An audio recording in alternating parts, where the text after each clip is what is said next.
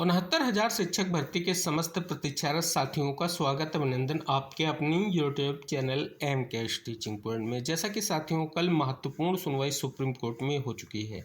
अगर बात कर ली जाए कल की सुनवाई को लेकर के क्या कुछ निष्कर्ष आया है, एक महत्वपूर्ण सुनवाई हुई है। अगर बात कर ली जाए जो एफिडेविट फाइल किया गया था स्टेट की ओर से, specially high court double bench के फैसले के आलोक में जो रिवाइज्ड लिस्ट को लेकर के निष्कर्ष था, जो कट ऑफ को लेकर के निष्कर्ष था, जो बीएड अभ्यर्थियों की नियुक्तियों से रिलेटेड था, समस्त जो है जानकारियां हमने आपको पहले भी साझा की थी कि स्पष्ट तौर पर जो रिवाइज लिस्ट एफिडेविट के माध्यम से स्पष्ट हो रही है, कितने अभ्यर्थियों को स्थान दिया गया है, कितने अभ्यर्थियों को उत्तर कुंजी के अंतर्गत जो है रिवाइज लिस्ट में मौका मिला है, ये सारी जानकारियां हमने वीडियो के माध्यम से साझा की थी और कल की सुनवाई का लाइव वीडियो भी हमने आपके लिए उपलब्ध करा दिया है। अब साथियों कल की सुनवाई का क्या निष्कर्ष है इस वीडियो के माध्यम से जानेंगे। हालांकि साथियों कोर्ट का जो लिखित आदेश अभी जारी नहीं हुआ है, इंतजार जारी है लिखित आदेश को लेकर के। लेकिन आप यहां पर अवलोकन करेंगे अभी स्टेटस से जो वर्तमान की स्थिति शो हो रही है। कल यानी 21/7/2026 को सुनवाई जो है जस्टिस दीपांकर दत्ता सर की बेंच में हुई है। साथियों अगर बात कर ली जाए लंच के बाद सुनवाई हुई है, आपको हमने ये भी स्पष्ट तौर पर निष्कर्ष इंगित कराया था कि पूर्ण संभावना है टॉप 20 में केस लिस्ट है, सुनवाई होगी। हालांकि साथियों स्पष्ट तौर पर लंच के बाद सुनवाई इसलिए हुई क्योंकि सीक्वेंस के बिहाफ पर अगर आप देखेंगे रेगुलर मैटर्स की सुनवाई हुई और फिर स्पष्ट तौर पर जो सीक्वेंस था उसी के बिहाफ पर सुनवाई आप सभी के मैटर की हुई। अगर बात कर ली जाए सुनवाई की नेक्स्ट डेट भी आ चुकी है और ये डेट है 28/7/2026, यानी लंबी डेट नहीं दी गई है कोर्ट की ओर से, केवल और केवल एक हफ्ते की डेट दी गई है।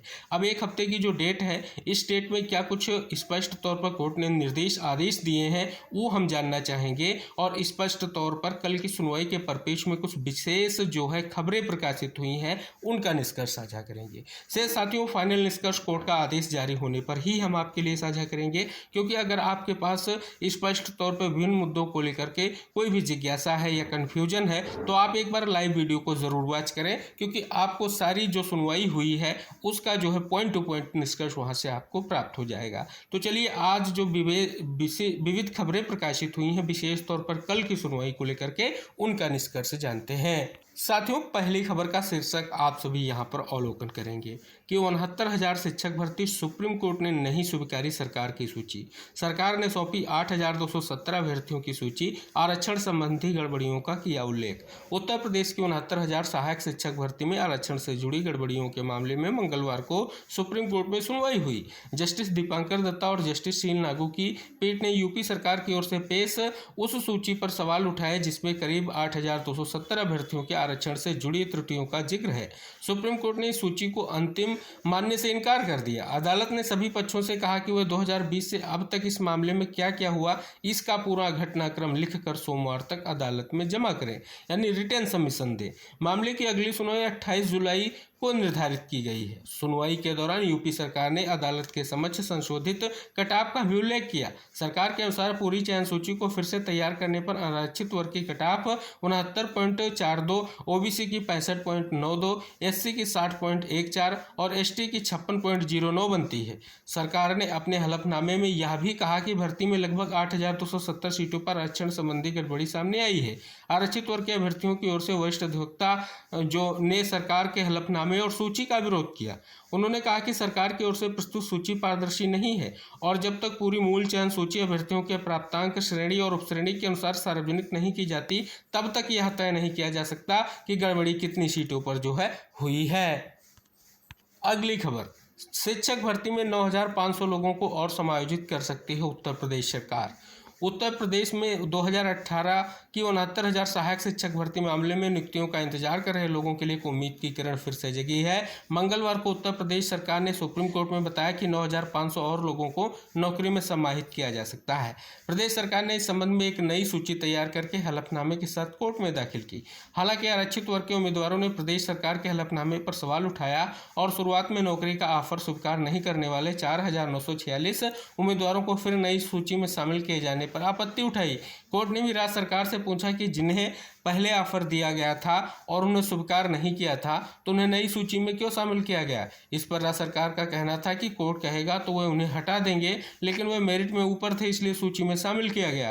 कोर्ट ने दोनों पक्षों की दलीलें मेरिट पर सुनने की बात कहते हुए मामले को अगले जो है मंगलवार फिर सुनवाई पर लगाने का आदेश दिया है। इस बीच पक्षकारों को लिखित दलीलें और संक्षिप्त नोट दाखिल करने को कहा गया है। कोर्ट ने यह भी स्पष्ट किया है, भले ही कोर्ट के समक्ष बहुत सारे पक्षकार हों, लेकिन वे दोनों तरफ से 5-5 वकीलों और एक वकील अर्जी दाखिल करने वालों की ओर से जो है सुनेंगे। यह निर्देश जो है जस्टिस दीपांकर दत्ता सर की जो है पीठ ने जो है मामले पर सुनवाई के दौरान दिया। पूर्व सुनवाई में 2020 से नौकरी पाने की कानूनी लड़ाई लड़ रहे आरक्षित वर्ग के उम्मीदवारों ने सुप्रीम कोर्ट में कहा था कि उनकी मांग ये नहीं कि वे जो लोग नौकरी कर रहे हैं उन्हें हटा दिया जाए, उनकी मांग तो ये है कि उन्हें भी नौकरी दी जाए। वह 2020 से कोर्ट दर कोर्ट भटक रहे हैं। इस पर कोर्ट ने प्रदेश सरकार से पूछा था कि क्या वह और लोगों को समायोजित कर सकती है। पिछली सुनवाई में प्रदेश सरकार ने कोर्ट को बताया था कि वो उन लोगों को नियुक्ति देने पर विचार करने के लिए राजी हैं जो हाईकोर्ट की खंडपीठ के 13 अगस्त 2024 के आदेश के अनुसार मूल चयन सूची में शामिल होने की योग्यता रखते हैं।